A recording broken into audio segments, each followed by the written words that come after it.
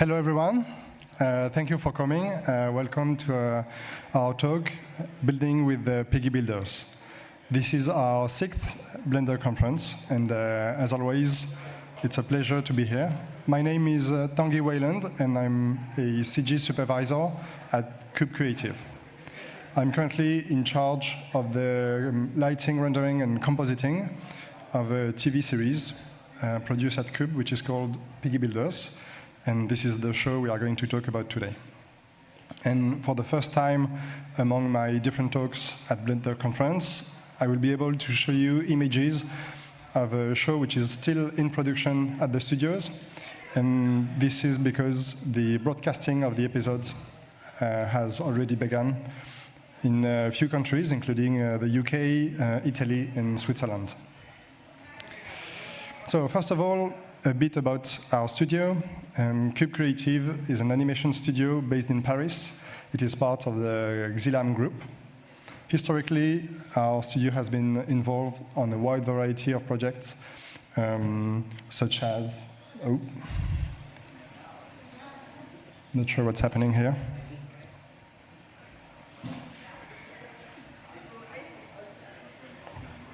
Sorry about that.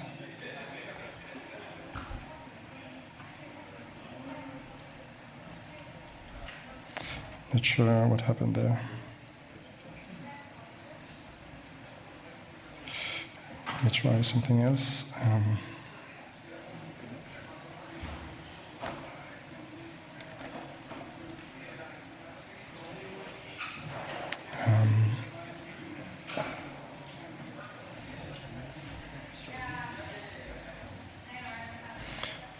Maybe. Yep.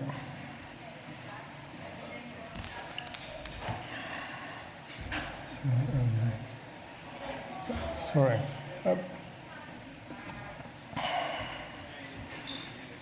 So here we go again. Sorry. So as I was saying, our studio has been involved on a wide variety of projects, such as commercials, rides for amusement parks, FX for feature films. And in the past few years, we have been more focused on 3D TV series. And to give you an idea of what we are working on, I'm going to show you a short reel of our project.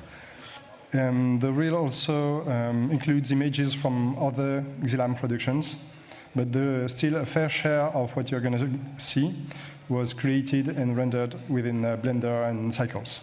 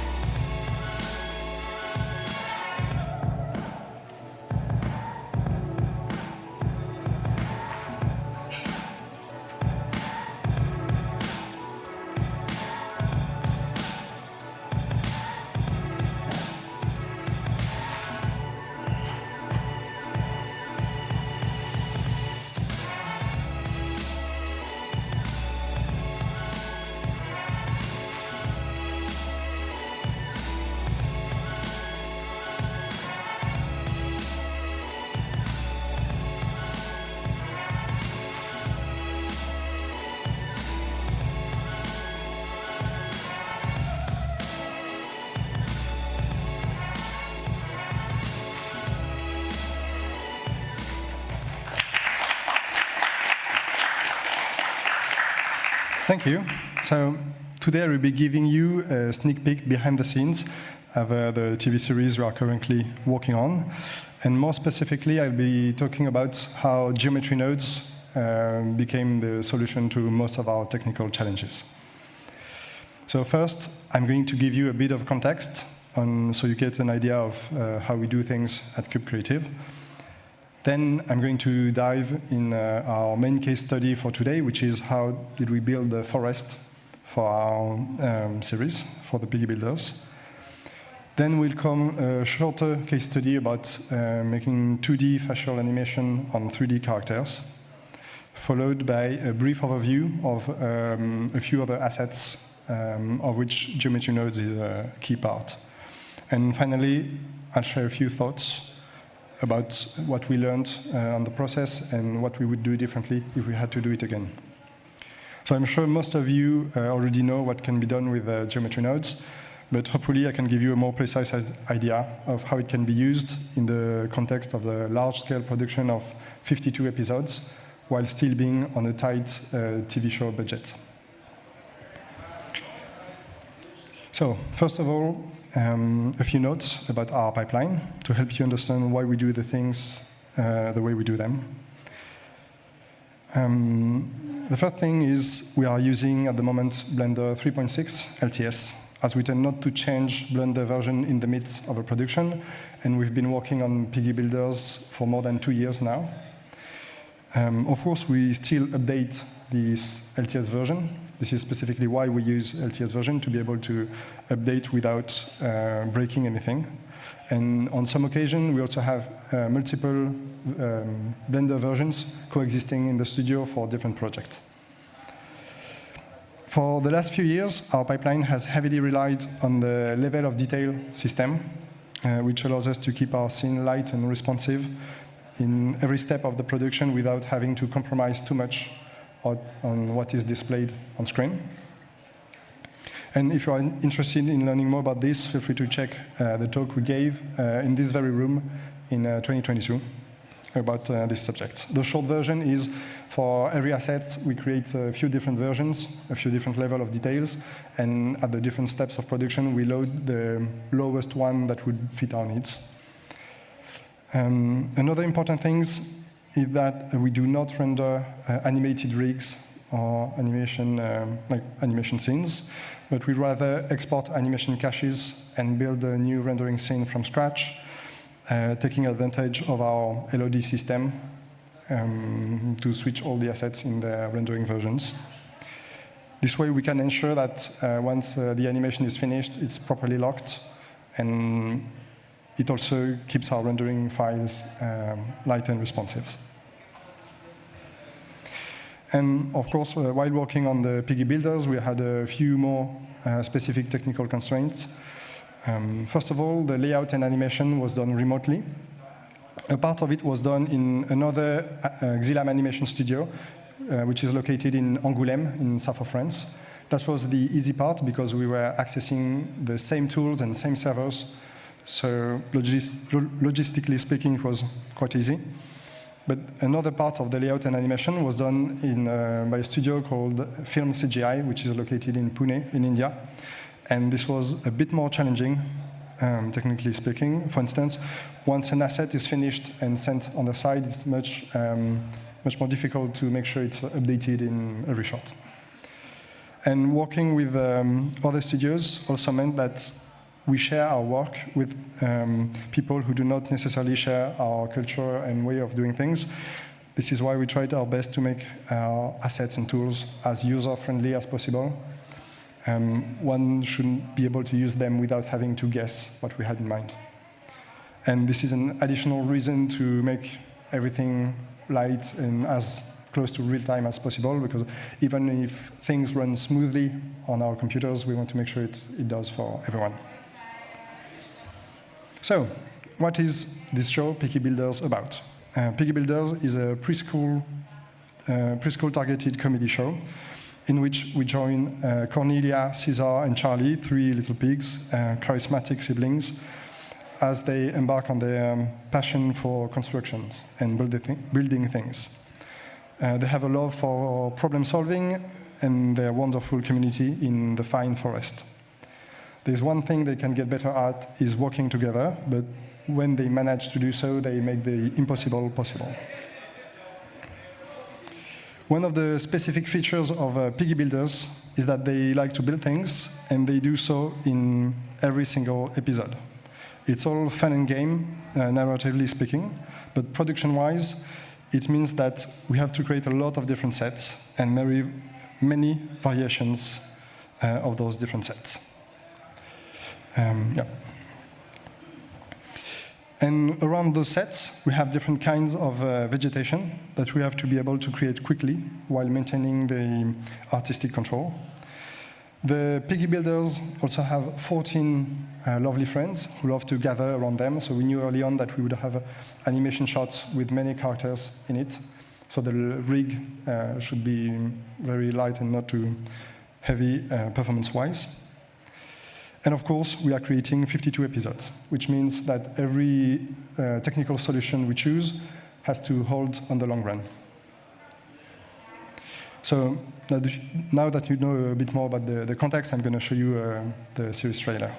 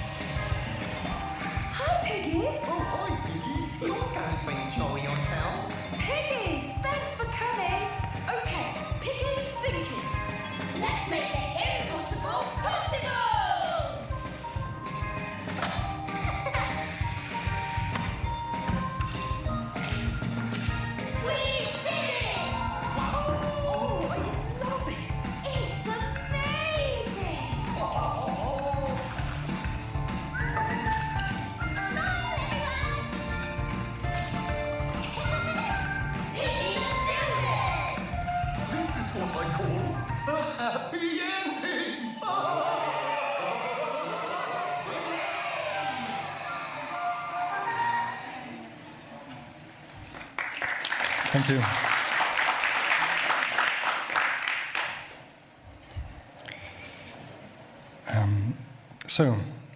Let's dive in our first case study for today, which is how did we grow this forest?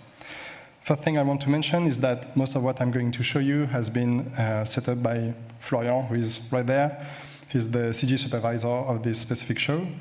And as he's here with us today, don't hesitate to come and meet us after the talk. We will be glad to talk. So, as you may have noticed from the trailer, in this series, every character has its own house, which are all individual sets. And on top of that, we have additional sets for different purposes. Those purposes could be showing the Piggy Builders building things in a clearing, or having a chase scene, or showing the Piggy Builders going from one house to another. And I will talk about that a bit more later on. So we have two kinds of sets. The one that are locked and that are not supposed to be edited once finished, and the one that are modular, which help us create new sets on the fly, and that can be adaptive to different needs in terms of stagings and narratives. So those are examples of locked sets. They are used in many episodes, and those are the ones that are not meant to be animated. And as you can see, they are built from the same sets of trees, hills, bushes, but there are still some variations. For instance, not all the sets have pine trees in their forests. Here are a few more houses. Even though they all look similar in the shape language and color language, they are quite different in layout and setup. And of course, among those sets that are locked, we have the indoors one. On other shows, we did things differently. For instance, we might have rigged the backgrounds, those sets, to be able to animate the doors and windows. But on this show, the sets were quite heavy.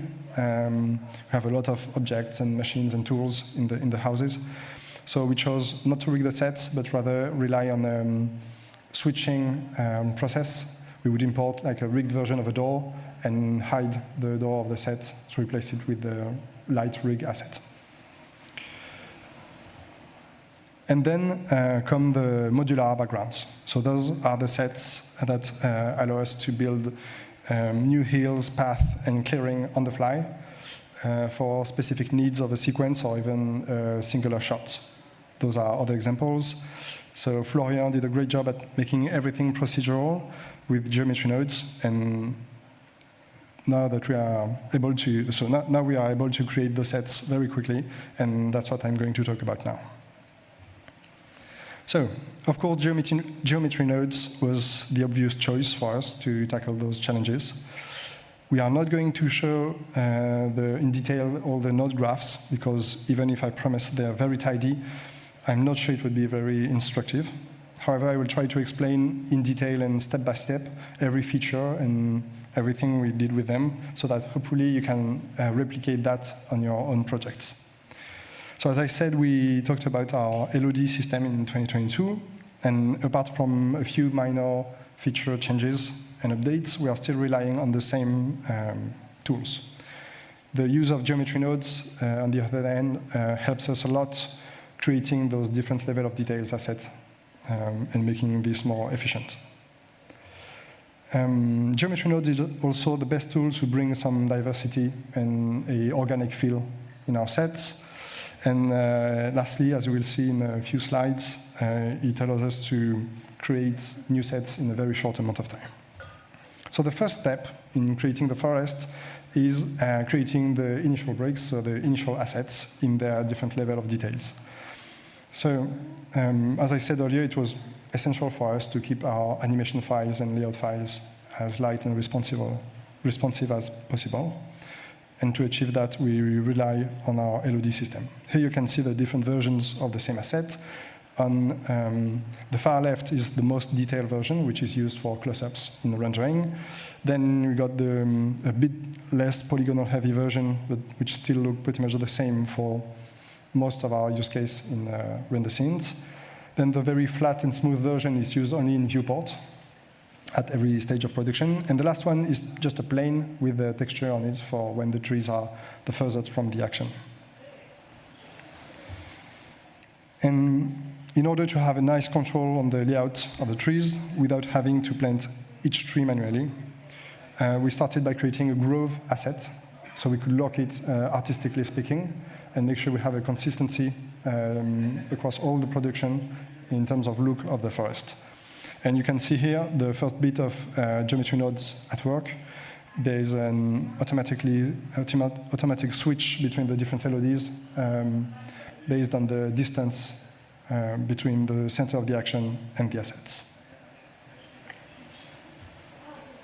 So in order to make the layout job as easy and straightforward as possible, while keeping also control on the artistic look, we have one empty object to place the grove, and then we have additional empty objects, one per tree, that allows us to adapt and adjust things when needed, when the grove is in the foreground. The way the geometry node setup chooses which tree to put on which empty objects, it's not random. All the empty objects are stored in different collections, one collection per tree kind, and this is where the geometry nodes get the information of which tree to stick on which empty objects. And we also have a feature that allows all the trees and objects to stick to the ground with shrink wrap constraints on them. And this allows us to make up for the hills and place trees quickly. So as I mentioned earlier, for this show we are using Blender 3.6 LTS. And what you are seeing here is a test set up by Florian to see what we could do better or differently if we were using a Blender 4.5 and its new features. A few of those changes were not motivated by new features, but rather by our experience and by the feedback we got from the users and from the studios. So for instance, we have no more individual empty objects for placing the trees. We can manipulate the grove more easily. And here we rely on a system that automatically deletes trees that would be too close or that would be penetrating other objects of the sets. And in order to stick the trees and bushes to the ground, we now use just a raycast node rather than multiple shrink wrap constraints, which makes it much lighter and responsive.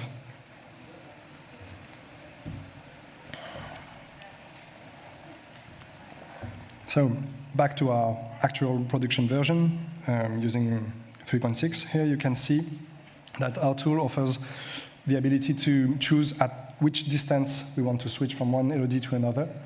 This is very useful, for instance, when we have long focal length, because with a long focal length, all the trees appear bigger on the image and take a larger part of the image. So we want to be able to have higher level of details on the trees. And also because of floating point precision issues, we always try to keep our action at the center of our 3D scenes, but it's not always feasible for narrative reasons. So we have an empty object or the camera. Both can be used as a reference for a new center of action that will be taken into consideration when measuring the distance for each trees. The camera is only used when it's not animated or not moving. Otherwise, during the shot, we would get trees and other objects switching from one LOD to another, and this is something we want to avoid. Our setup also includes a camera culling, which was a lifesaver for our most heavy sets. The trick here is to delete the instances at the end of your geometry nodes setup rather than the points on which you scatter them at the beginning of the setup, to avoid changes in the randomness of your setup. Here, for instance, typically we would have trees changing colors during the shot if the camera was moving, if we deleted it at the beginning of the geometry node. We also keep a safety margin on the sides when we delete trees, keeping additional objects to make sure that we don't have problem with shadow casting and with the shadows popping on and off during a traveling or a camera movement. And while testing and improving this setup with Blender 4.5, we updated our camera culling as well, making use of two new nodes, which are camera info, which was very useful for this in GeoNodes, and also the combined matrix, which made the setup more easy. I'm sure you can find plenty of tutorials about it online. And so here is a detailed view of the lowest level of detail of the trees, the ones that are used when they are the furthest from the action, which are just planes with textures. In order to avoid repetition, we rendered each tree in 4 different angles, and the grayscale variation you can see here is used to choose one of those different angles on the trees. And to make them as believable as possible, we also use a normal pass to get a bit of lighting and volume going on. And this helps us a lot assuring the visual consistency with the rest of the forest. So when you see a shot, you can't really tell at which point we're starting using planes with textures. And you can also notice that all the planes are facing the center of action and not the camera. This way we avoid having planes popping in front of each other when the camera turns around them.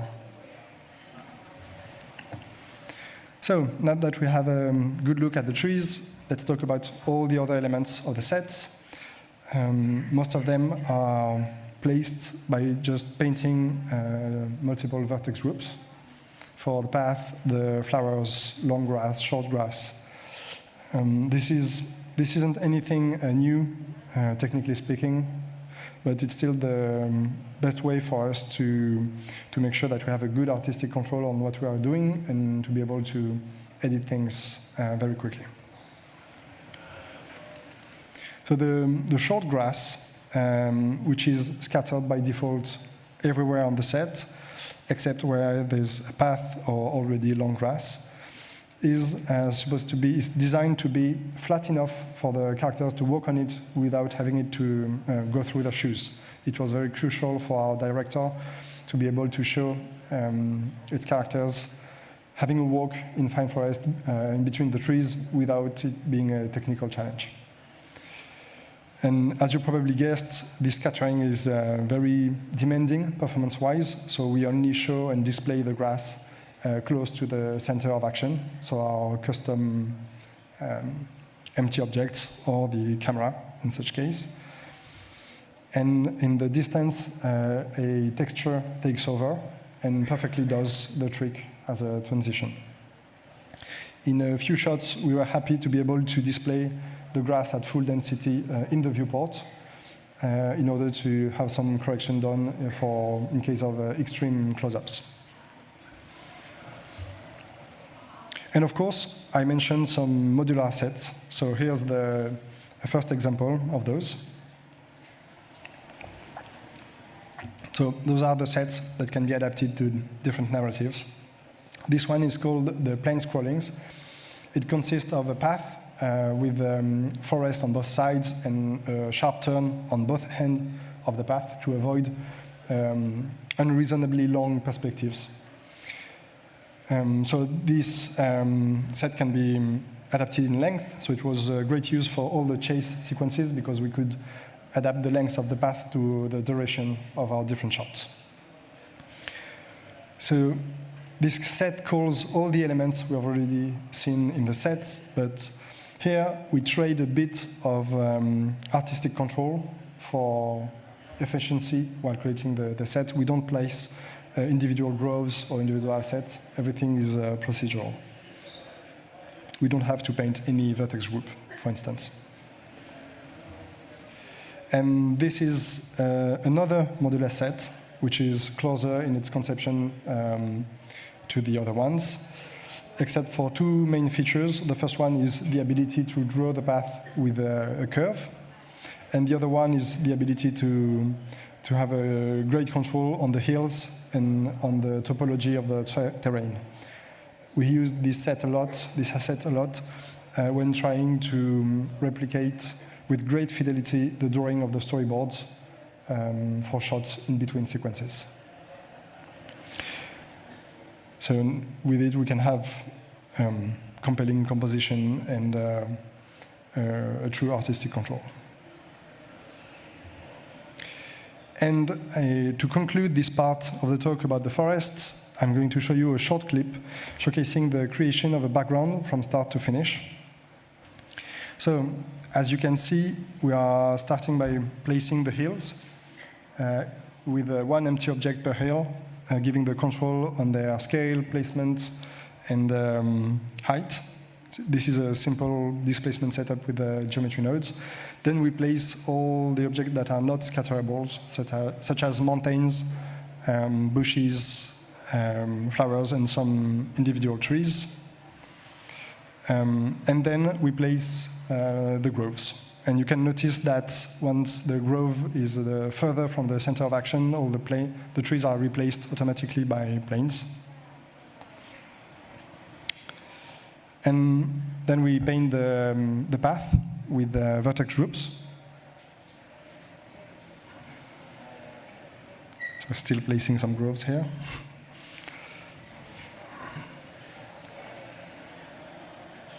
And so when we paint a path, you will be able to see on the right that we have a feature that allows us to flatten the ground around the path. This is optional, but in some cases it's very useful to make the life of the animators easier when showing the vehicles on the roads, for example. So we're going to add a path on the right of the set, which we won't benefit from this feature, but as I said, it was optional.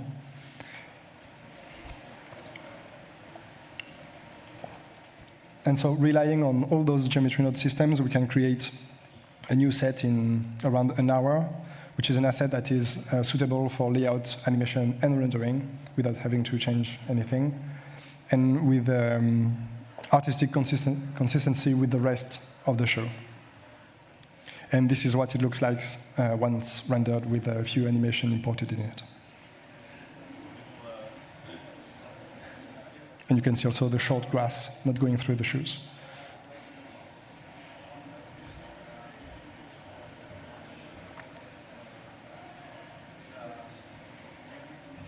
So this is it for the forest. And now we're going to talk about our second case study for today, which is having a look at our characters. By characters, I mean the facial animation, and more specifically, all the mouth shapes, which is our main subject today. So the piggies and all their friends have 2D mouth on their 3D rounded head. And to give you a precise idea of the look we were aiming for, I'm going to show you a few more shots, and so you can take a close look at the mouth animation.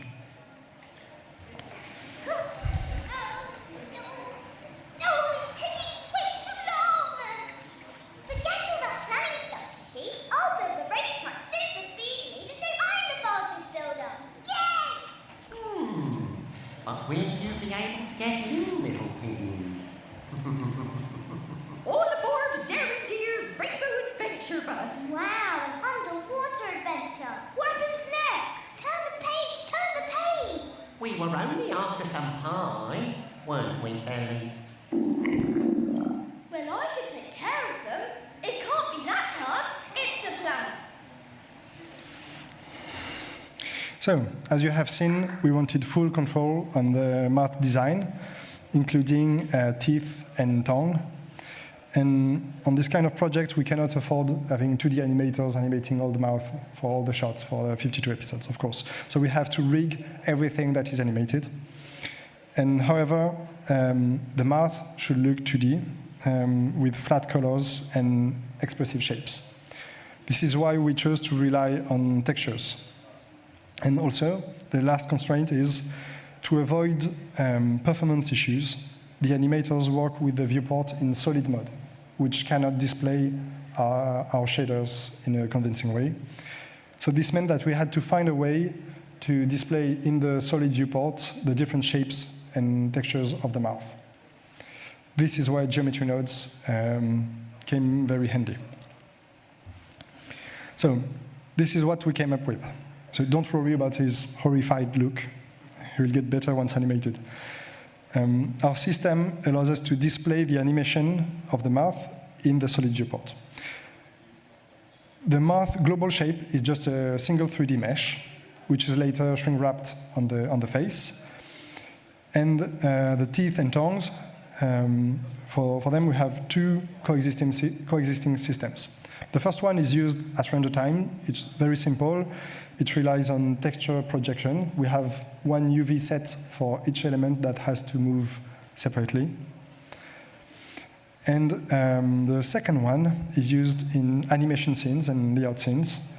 And with it, we get as close as possible to the render look by subdividing the mouth mesh and assigning different materials by faces according to the texture projection.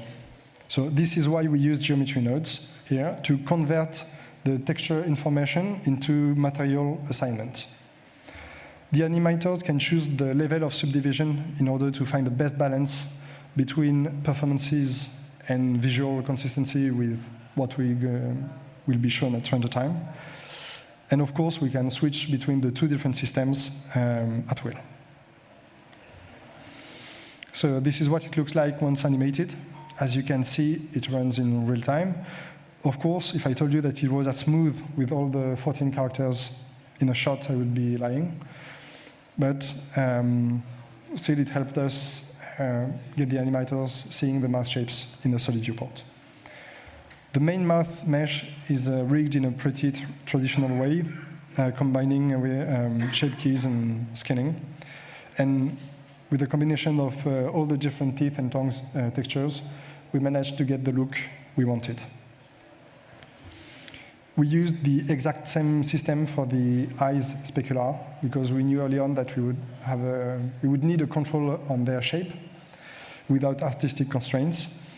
However, the pupils stay round in every shot, so no matter what, so we kept it as a simple geometry. And here's what it looks like at different stage of production. You can see that when we render them, we disable all the global illumination and shadows of the mouth to get this flat 2D look, while still having it impacted by the global lighting and by the rest of the geometry in the scene. And as always, this system has limits. It can really take down the frame rate of a scene when using too much subdivision on the mouth.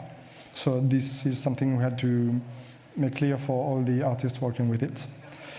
On a few shots, we discovered tiny bit of white teeth at the edge of the mouth because the animators were using too low level of subdivision, so it was not reliable enough to be sure that about what was going to appear at render time. But anyway, we are really happy with this system, and I'm sure we will use it again on other production.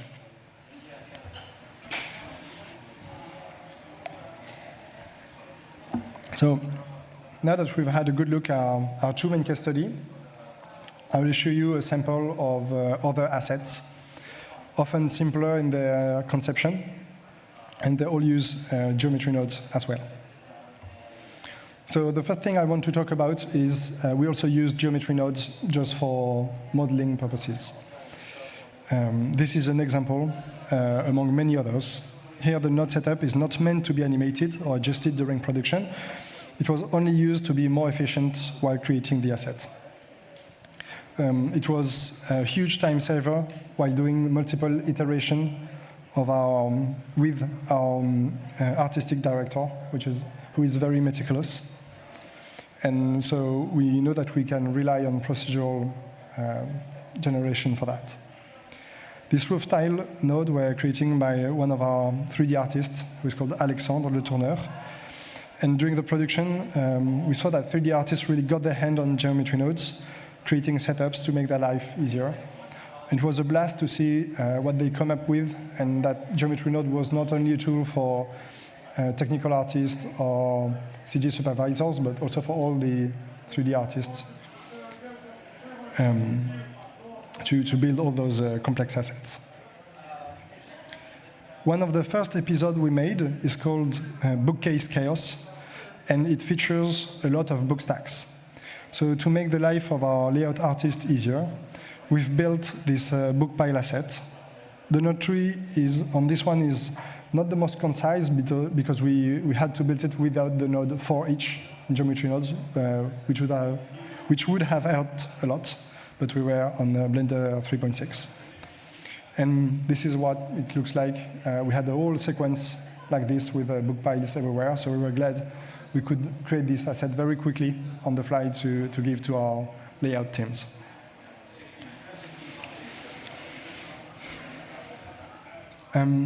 As I already mentioned, the Piggy Builders love to build things, and they love the thing they build to be colorful. So we knew early on that we had to show them painting stuff. This is an effect that seems to be less of a challenge for the writing teams than it is for the technical artists. And usually we try to avoid it. But however, in the case of the Piggy Builders, it was part of the main concept of the show, so we knew we would have to find a way to tackle this challenge early on. What you're seeing on screen here is just a shape deformed by a spline, which stands for the one single brush stroke that can be placed and animated by the animators. And they just have to animate the progress along the spline.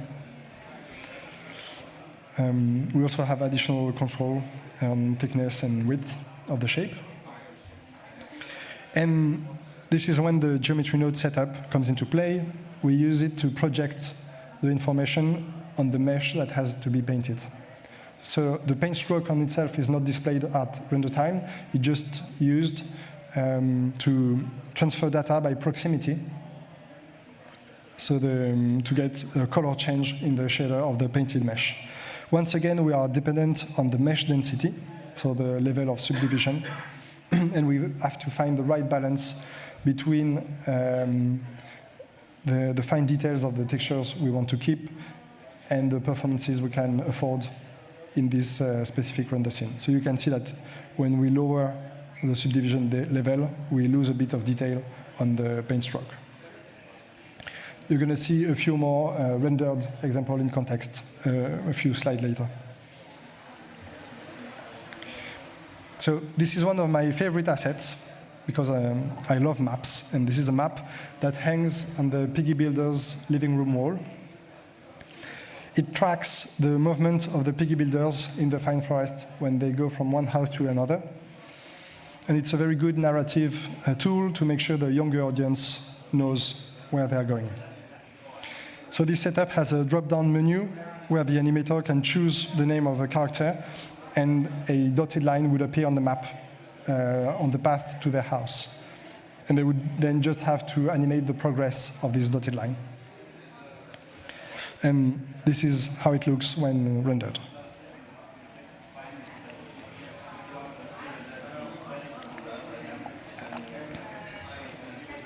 So, and as always, for every of our projects, we have a lot of different dust effects. So we knew we could not afford post-animation simulation for every shot. So the obvious choice was again to use geometry nodes to build some procedural assets that we could rig and give to our animators with just the right controls. Most of those dust effects are made by scattering points with different radius values and rendering them as volume. Here again, you can see the use of our different LOD system. As in the viewport for the animators, we do not display the volume with the same voxel density as we do at render times. And for a few assets, we also display only a meshed version of the smoke.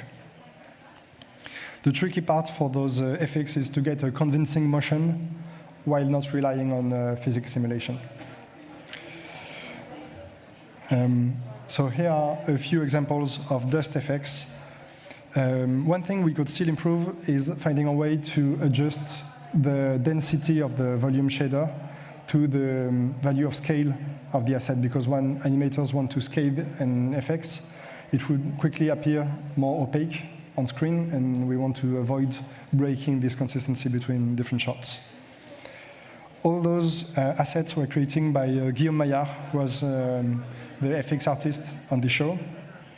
He started making procedural FX in Blender a few years back on Blender 2.7. So it was way before geometry nodes, and I think he's having more fun now.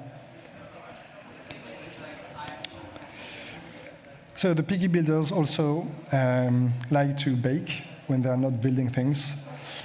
So we also had a few assets for those shots. Again, nothing fancy, mainly a mesh moving along a curve with a few extra particles or impact splash to make it more lively. And so this is the rain effects. In general, rain effects and bad weather are the rule we try to avoid when working on a TV series with a tight budget. But we tackled this challenge for Piggy Builders. This asset has two parts: the falling drops and the small impact on the object. Among the parameters that are exposed on the geometry node modifier are a few object pickers we can use to choose which objects are going to be taken into consideration when looking for collisions between the drops and the grounds and props. Unfortunately, as this episode was not broadcast yet, I won't be able to show you this effect in the condition of a rendered shot yet. So, and those are other examples of geometry nodes assets. In total, we made more than 100 FX for this show, each time trying to use them in as many shots as possible.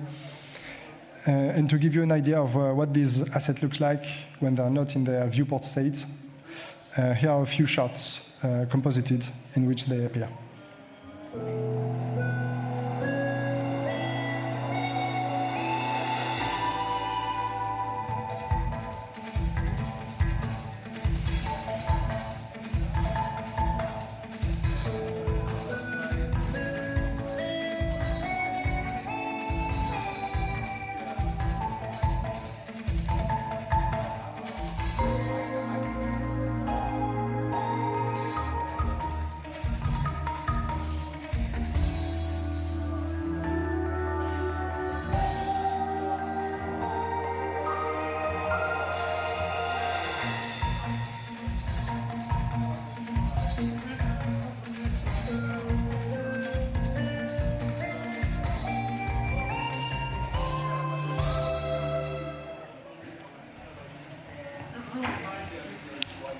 So, thank you. So a few final thoughts. Of course, along the production of the different episodes, we had new ideas on how to improve our different geometry node setups for the sets, for the facial animation, for all of our effects. But it was a challenge to keep them updated throughout the different studios while not breaking anything that was already in production or at rendering time. So that was definitely a challenge. Another tricky part is complex assets and systems tend to be complex to use. And despite our documentation efforts, in a few cases we discovered a bit late that some features were misused or even completely ignored, making part of our optimization efforts useless. So that was a bit frustrating, so I think we still can improve about the way of communicating about our tools with different studios. And lastly, we want to make sure our system and tools can be used on other productions and also could be shared with other studios. And that's also a challenge while making them for specific purposes, to keep in mind how some bricks of the system could be used in other contexts. Because it's really fun and exhilarating to dive into geometry nodes and build everything you see, everything you saw here. But it might be not so much fun doing it again and again for all the different shows we have. So this is why we want to make those tools project agnostic and reusable as possible. And of course, we love geometry nodes. The main reason is, even if we don't want to think about money when creating an animated TV show, the reality is you have to keep in mind all of your constraints if you want to make it to the end. And the use of geometry nodes helped us stay ambitious in our way of creating animated images, even with a tight budget. And in this way, geometry nodes helped us make the impossible possible. And the last note is more of a personal one, but I really feel like geometry nodes made 3D fun again. It makes for a great challenge for a lot of artists, and whether they're technical artists or not. And it's always rewarding to build things with it. Thanks, everyone. Thank you for listening. Thank you. If you want to watch more of the Piggy Builders, the first 26 episodes are already available on the BBC streaming website. And if any of you have questions, I guess now is a good time. Yes? When you showed creating paths by coloring the vertex groups, you get sort of jagged edges. Is that how do you get around that so that the path looks smooth? We got around that. Sorry, the question was, when we paint the path using vertex group, we got some jagged edges, like pixelated edges, and how do we get around that?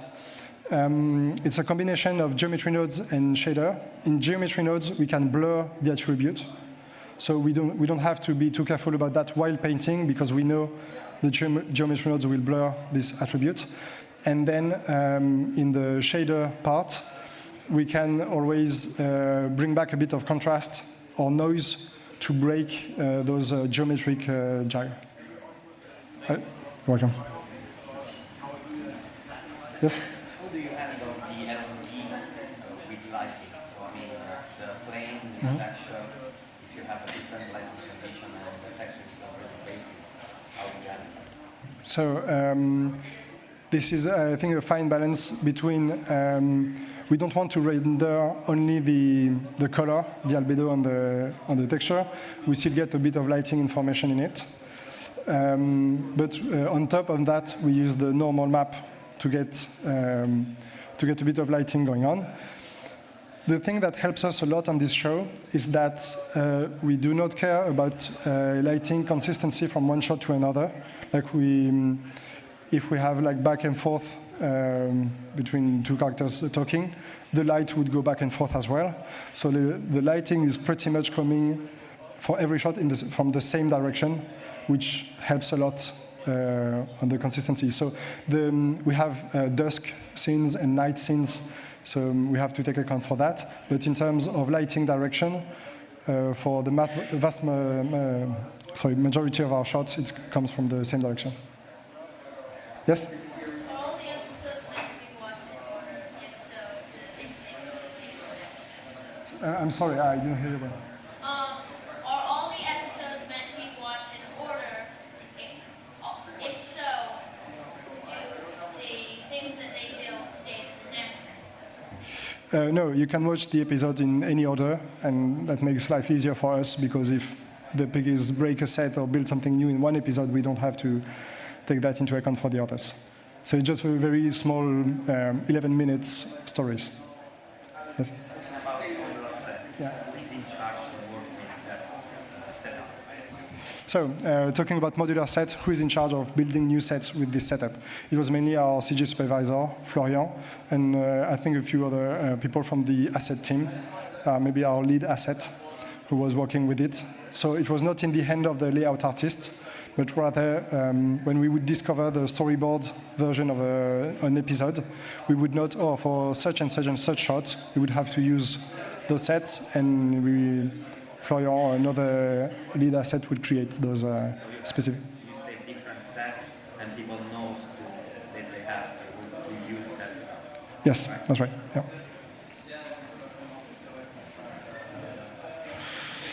Any other questions? Yeah.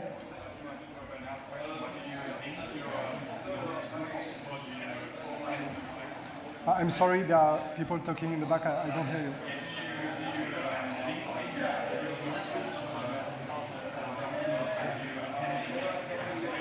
Oh, yeah.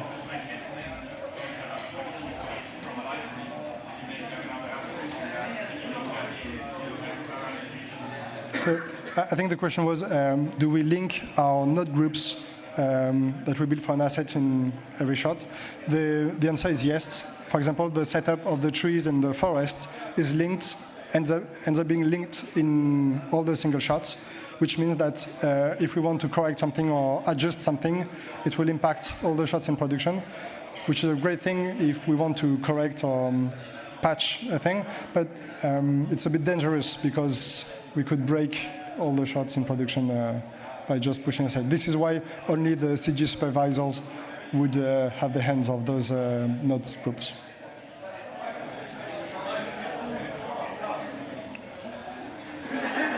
Well, I guess that's it. Thanks, everyone. Have a great day.